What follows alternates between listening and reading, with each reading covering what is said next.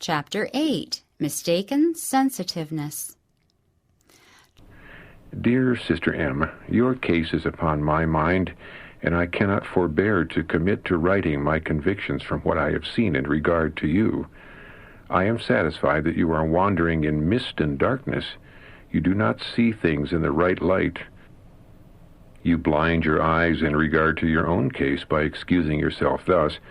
I would not have done this or that if it had not been for certain influences of others which led me to that course of action.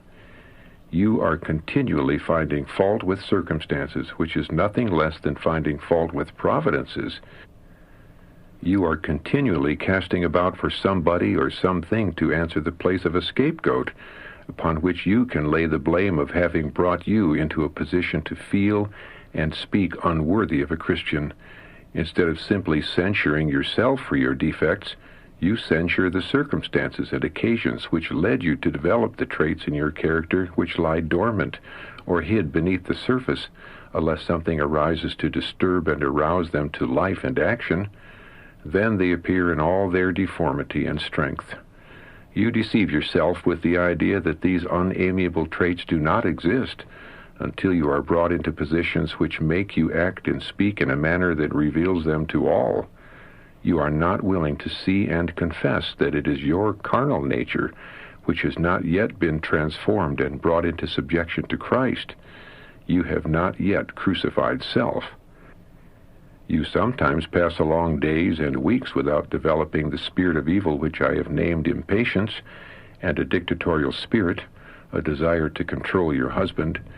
Your loving to rule and to bring others to your ideas has nearly ruined yourself and him. You love to suggest and to dictate to others.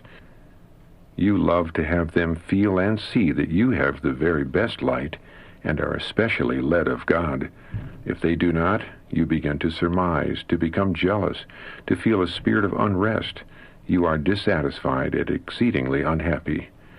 Nothing so readily arouses the evil traits in your character as to dispute your wisdom and judgment in exercising your authority. Your strong, overbearing spirit, which has appeared to slumber, is roused to its fullest energy. Self then controls you, and you are no more governed by candid reason and calm judgment than is an insane person. Self, in all its strength, wrestles for the mastery, and it will take the firmest mind to hold you in restraint.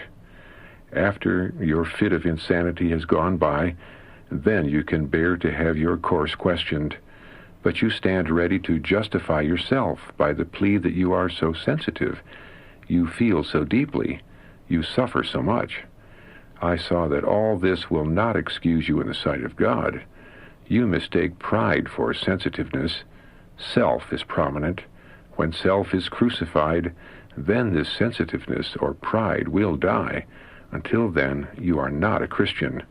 To be a Christian is to be Christ-like, to possess humility and a meek and quiet spirit that will bear contradiction without being enraged or becoming insane. If the deceptive covering which is about you could be rent asunder so that you could see yourself as God sees you, you would no longer seek to justify self, but would fall all broken upon Christ, the only one who can remove the defects in your character and then bind you up.